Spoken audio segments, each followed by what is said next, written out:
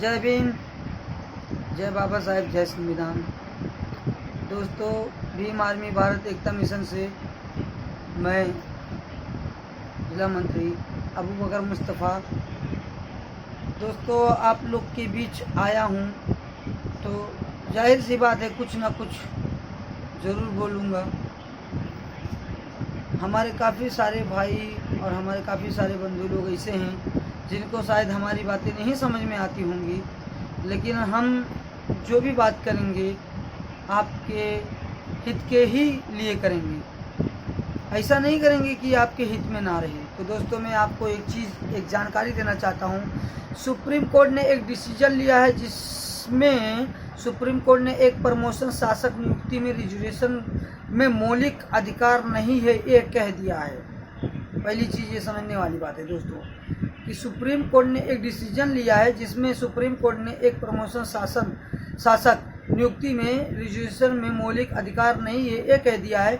हमारे लोग समझ नहीं पा रहे हैं, हमारे लोग सोच रहे हैं कि प्रमोशन में रिजर्वेशन को रद्द किया है। हमारे लोग क्या सोच रहे हैं कि प्रमोशन में रिजर्वेशन को रद्द किया है, लेकिन ऐसा कुछ नहीं है। वहाँ पे क्या है, लेकिन उन्होंने नियुक्ति में रिजर्वेशन को मना कर दिया है, मौलिक अधिकार नहीं है बोलकर। अब यदि सरकार कोई भी वैकेंसी निकालती है, जैसे हजार पद के लिए वैकेंसी निकाल दी, 2000 पद के लिए वैकेंसी निकाल दी, तो उसमें आपको, ठीक है, जो वैकेंसी सरकार निकालेगी उसमें आपको स्थान नहीं मिलेगा और आपको कोर्ट में सरकार को चैलेंज नहीं कर सकते हैं। आप कोर्ट में आप सरकार को चैलेंज नहीं कर सकते हैं। यदि सरकार अपनी दया पे किसी को पद देना चाहती है तो वो दे सकती है, जो भी वैकेंसी निकलेगा। तो दोस्तों, सबसे पहली बात ये है कि रिजर्वेशन जो है वो समझ लीजिए अब बंद हो रहा है, ठीक है। सुप्रीम कोर्ट ने एक अनाउंसमेंट किया है, तो इसके अगेंस्ट में हमको कोई मुहिम छेड़ना पड़ेगा, कोई आंदोलन करना पड़ेगा। और आंदोलन ऐसा करना है दोस्तों कि इतिहास गवाह बन जाए उस आंदोलन का। आज लोग बोलते हैं कि 10 तक पढ़ाई करने वाला सचिन तेंदुलकर क्रिकेट का भगवान बना है, पेट्रोल पंप पे नौकरी करने वाला अंबानी आज देश का नंबर 1 बिजनेसमैन बना है। तो हमारे बाबा साहब क्या हैं भाई? हमारे बाबा साहब क्या हैं? उनके बारे में लोग क्यों नहीं बताते हैं? वो भी तो देश, आप सोचो, क्या थे? दलित थे, लोग उनसे दूर भागते थे, लोग उन पे इतना अत्याचार करते थे। आज वो हमारे आपके लिए, SC ST OBC के लिए इतना सब कुछ किए हैं, मुस्लिम समुदाय के लिए इतना सब कुछ किए हैं कि बोलने का अधिकार हमको मिल रहा है। तो बाबा साहब क्या हैं? उनके बारे में भी विचार विमर्श हमको करना पड़ेगा ना, उनके बताए रास्ते पर हमको चलना पड़ेगा। तो दोस्तों, SC ST OBC जितने भी लोगों को रिजर्वेशन मिलता था वो नष्ट होता दिखाई दे रहा है किसी एक ताकत के दिशा निर्देश पर। और दूसरा चीज़, यहाँ पर RSS का एजेंडा, जो RSS का एजेंडा है वो पूरा होता हुआ नज़र दिखाई दे रहा है। अब रिजर्वेशन के माध्यम से हमारे दलित भाई लोग, हमारे मुस्लिम समुदाय के लोग, SC ST OBC के लोग IPS IAS कलेक्टर क्या क्या नहीं बनते थे। अब लोगों से वो चीज़ सहा नहीं गया है, लोग वो चीज़ बर्दाश्त नहीं कर पा रहे। तो इसके लिए ये सब कुछ जो भी प्रक्रिया चल रहा है ये उसी के लिए चल रहा है। तो दोस्तों, मैं आपसे एक ही चीज़ कहना चाहता हूँ, आप लोगों के बीच में आने का मेरा एक ही मतलब है, भीम आर्मी भारत एकता मिशन 030, जिससे कि मैं जिला मंत्री पद पर हूं और मुझे मेरे इस संस्था से और इस संस्था के सारे पदाधिकारियों से और सारे कार्यकर्ताओं से बहुत सहानुभूति है। और मैं दिल से, उनका तहे दिल से शुक्रगुजार हूं कि मतलब सहयोग कर रहे हैं और हम लोग के साथ कंधे से कंधा मिला के आगे कदम बढ़ा रहे हैं। पहला चीज़। दूसरा चीज़, दोस्त देखिए, हमारे भाइयों, हमारे बंधुओं, हमारे दोस्तों, अगर आज हम नहीं सुधरे, अगर जो आज हम नहीं संभले, अगर जो आज हम अपना कदम आगे नहीं बढ़ाएं, तो तो समझ लो कि हमारी जो नस्लें होंगी, हमारे जो बच्चे होंगे, हमारे जो आने वाली वक्त रहेंगी ना, उनके ऊपर बहुत अत्याचार होगा, जैसे कि पहले होता था, जैसे कि पहले होता था।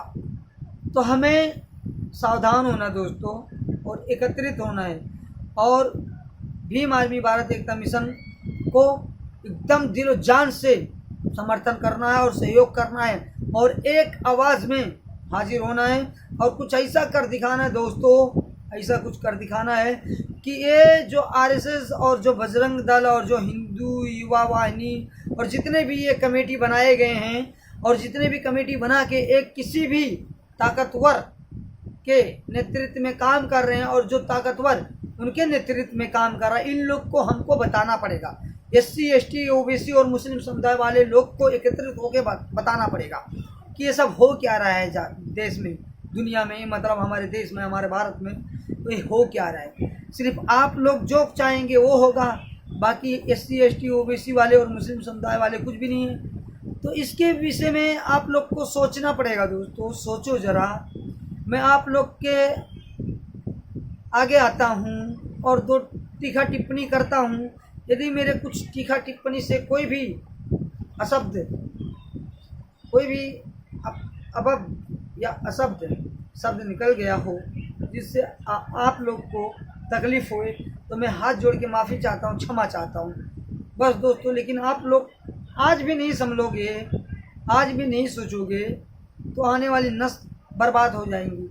आज हमारे मुस्लिम भाई लोग, हमारे कुछ मुस्लिम भाई लोग हैं जिनको बाबा साहेब के चरित्र के बारे में, जिनको बाबा साहेब के नेतृत्व के बारे में, जिनको बाबा साहेब के, ठीक है, और मिशन के बारे में नहीं पता है, जिनको बाबा साहेब के विचारधारा के बारे में नहीं पता है, वो हमको मालूम है क्या बोलते हैं, अरे यार अब एक तुम ही बचे, हाँ एक तुम ही बचे जो दलितों के साथ में चले गए। बताओ ये कितना अफसोस वाली बात है, एक कितना सोचने वाली बात है कि उनको पता ही नहीं है कि बाबा साहेब कौन थे, मुस्लिमों को क्या दिया, दलितों को क्या दिया, SC ST OBC लोगों को क्या दिया, उनको पता ही नहीं है। तो हम किसी का नाम नहीं ले रहे हैं, हम किसी को ठेस नहीं पहुंचाना चाहते हैं। हमें एकत्रित होकर, एकजुट होकर और जो है सहयोग करना है।